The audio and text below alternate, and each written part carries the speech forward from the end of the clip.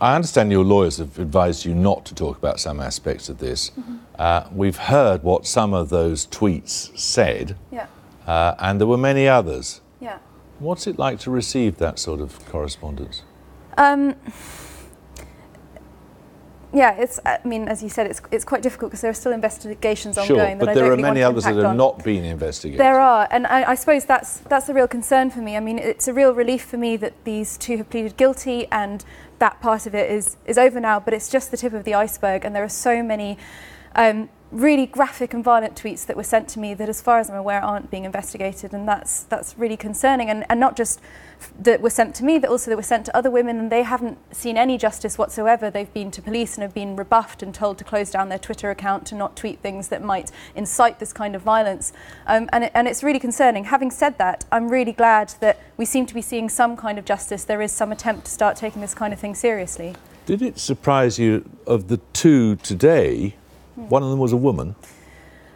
I think probably sad is a better reflection of how I felt. I don't think there's any secret that some women can be sexist and misogynistic. I mean, after all, we're all brought up in the same kind of society that has misogyny and sexism running through it, and I think it would be naive not to expect some women to pick up on that and start internalising it. So I think it's really sad, because basically what it demonstrates is that there are certain women who've internalised it so much that they are spreading it themselves.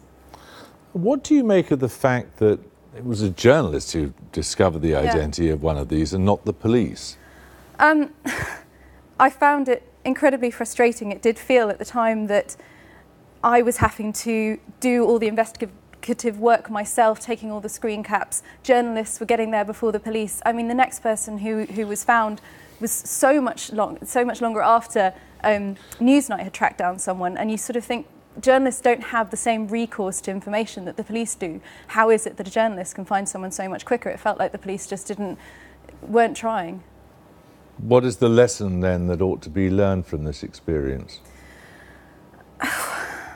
Well, quite a few lessons. I mean, I think social media companies need to be much more aware of the extent to which their platforms can be used, not just for positive. They really like to sell the positives of it, and there are a lot of positives. I mean, I don't forget that it was Twitter that enabled me. What you were using it for was positive. Exactly. It enabled me to change something about society. It enables a lot of women to engage in the political discourse, and I think that's why it's so important that we don't allow this to continue, because a lot of people are being silenced by it, are not campaigning, aren't daring to speak their mind, and that's, you know, I see it as a freedom of speech issue. Are you suggesting that social media companies censor what people say? No, but they can take it a lot more seriously. They can actually, you know, shut down accounts when they're reported. They are still not doing that effectively. They can make it easier to report. Also, they can give people the option to be hidden. Their blocking system on Twitter is completely inadequate, and I think they just recently demonstrated how little they understood how Twitter can be used to stalk and intimidate women in their recent changes to the blocking system, which were thankfully reversed, but they essentially made it easier for women to be stalked online, or victims to be stalked online. Have you heard of other cases of women being stalked online? Absolutely. I mean, I'm not sure if I'd go as far as calling it an epidemic, but it's certainly something that is quite usual. It happens to a lot of women, and I think the worst thing really is that although I feel that my case wasn't handled well and I feel very angry and frustrated about it, I am incredibly lucky in comparison to a lot of women who don't see any justice whatsoever. They don't get any media attention, and as a result they don't get the police looking into their case. Look, I don't want to sound callous, and obviously what you had was a horrible experience, but when you see that one of the perpetrators of these threats that you received is some weird individual who doesn't go out at all, described by his own counsellors as sad individual who only ever leaves the house to empty the bins, you weren't actually in any real danger from such a person.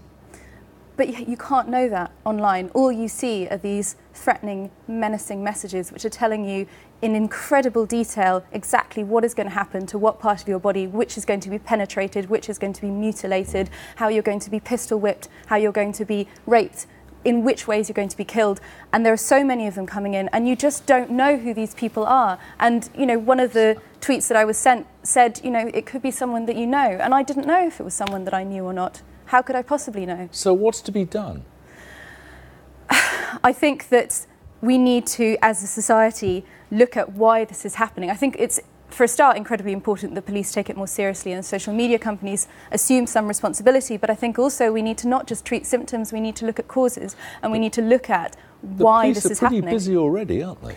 They are, but it's about priorities, isn't it? It's about deciding, does this matter? I think, of course I think it matters, because I see it as a freedom of speech issue, a freedom of speech for women who are routinely being shut down and silenced. I mean, you only need to look at what happened to Mary Beard. She wasn't even campaigning for feminism, sure. and she was just talking about politics. And as a result of that, she got a similar wave of vile misogynistic abuse, and that is simply people trying to shut women down and out of the public sphere, and I don't think it's something that we should be allowing to happen.